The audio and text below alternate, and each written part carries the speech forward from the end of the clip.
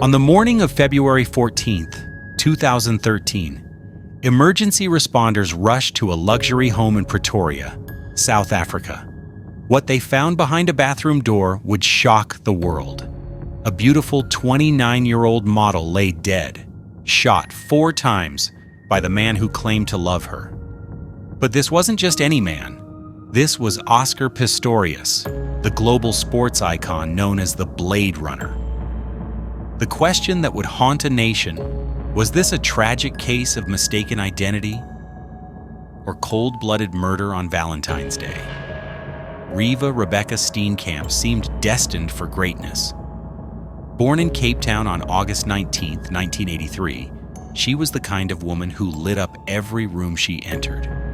With her striking beauty and infectious smile, Reeva had graced the covers of magazines, starred in television commercials, and ranked among South Africa's most desirable women.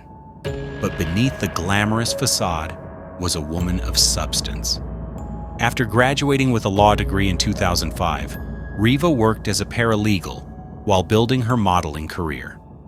Her true passion wasn't the spotlight, it was justice. She dreamed of becoming a legal advocate for domestic violence victims, a calling that would prove tragically prophetic. Reeva had overcome adversity before. In her early 20s, a devastating horse riding accident broke her back, forcing her to learn to walk again. But she emerged stronger, more determined. Friends described her as brave, positive, and unafraid to make her voice heard. By 2012, everything was falling into place. She was South Africa's first face of Avon Cosmetics, a regular on the celebrity circuit, and had just filmed episodes for a reality show in Jamaica. At 29, Reeva was on the cusp of achieving her dream of becoming a qualified legal advocate by age 30. Then she met Oscar Pistorius. November 2012. 2 worlds collided at a gathering of mutual friends. Oscar Pistorius, the Paralympic champion who had just made Olympic history, was immediately smitten with the stunning model. "I was besotted," he would later confess. For 3 months, they were inseparable. To the outside world, they were South Africa's golden couple, the inspirational athlete and the beautiful advocate. But behind closed doors, darkness was brewing. Reeva's friends noticed troubling signs. Oscar was possessive, aggressive. His intensity was overwhelming. 3 weeks before her death, Reeva sent him a chilling text message. "I'm scared of you sometimes, of how you snap at me." February 13th, 2013, the day before Valentine's Day. Reeva spent the evening at Oscar's luxury home in Pretoria, practicing a speech she was scheduled to deliver to high school students about rape awareness. Her words that night seemed to echo from beyond. Be brave, see the positive, make your voice heard. Before bed, she carefully wrapped a Valentine's gift for Oscar. In the card, she wrote words that would haunt everyone who read them. "I think today is a good day to tell you that I love you." It would be their first and last Valentine's Day together. At 3:17 a.m. on February 14th, neighbors heard screaming. Then 4 gunshots shattered the pre-dawn silence. When police arrived at Oscar's home, they found a scene of apparent panic. The bathroom door had been smashed open with a cricket bat. Oscar, covered in blood, was cradling Reeva's lifeless body. 3 hollow-point bullets had found their mark: her hip, her arm, and fatally, her head. Oscar's story was immediate and unwavering. He thought she was an intruder. According to his account, he had gotten up to retrieve a fan from the balcony when he heard noises from the bathroom. Fearing a break-in, common in crime-ridden South Africa, he grabbed his 9mm pistol and fired 4 shots through the locked door. Only afterward did he realize the bed was empty. Only then did he understand the horrific truth. It seemed plausible. Home invasions were a constant fear for wealthy South Africans. Oscar was known to be paranoid about security. Without his prosthetic legs, he felt vulnerable, helpless. Dr. Johann Stipp, the first neighbor to respond, found Oscar genuinely distraught. The man who had inspired millions appeared to be a victim himself of his own tragic mistake. As the investigation unfolded, evidence seemed to support Oscar's version of events. The couple had spent a quiet evening together. There were no signs of a struggle in the bedroom. Oscar's call for help appeared genuine, desperate.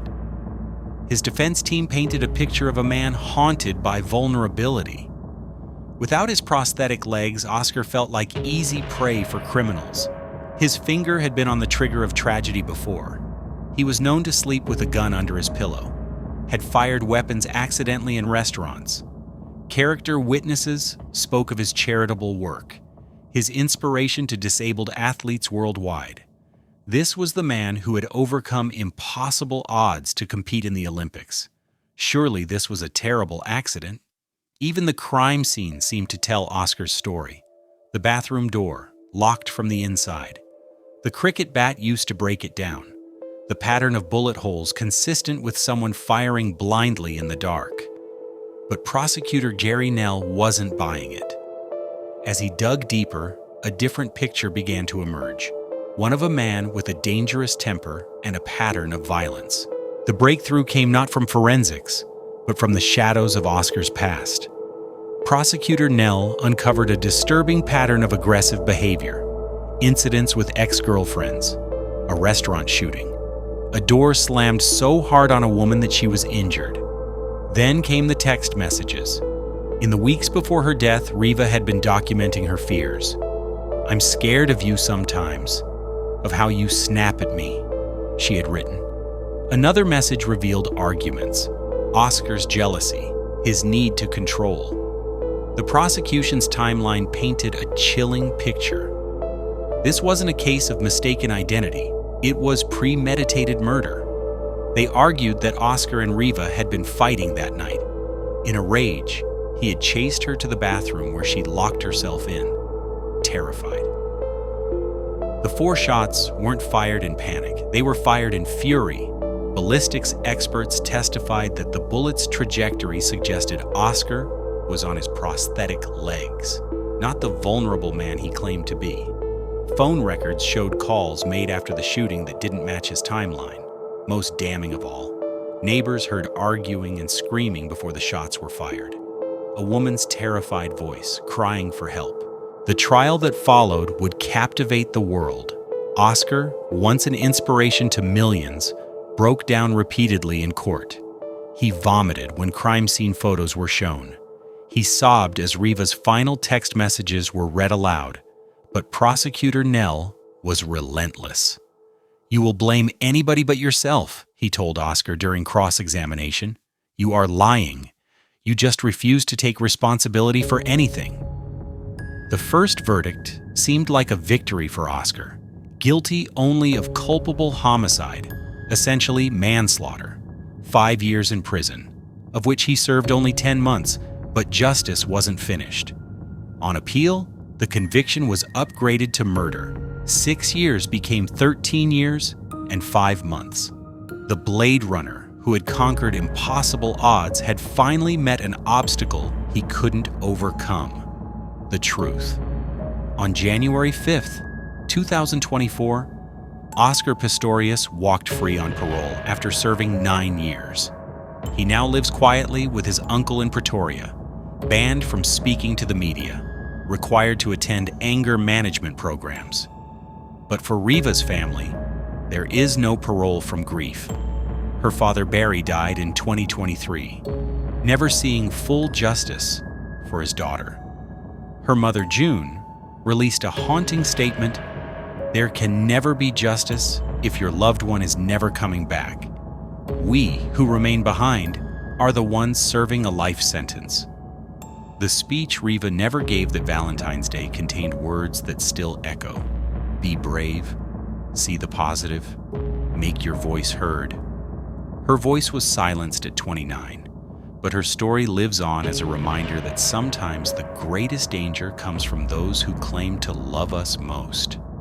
The question remains, In those final moments behind that locked bathroom door, what did Reeva Steenkamp know about the man she had written "I love you" to just hours before?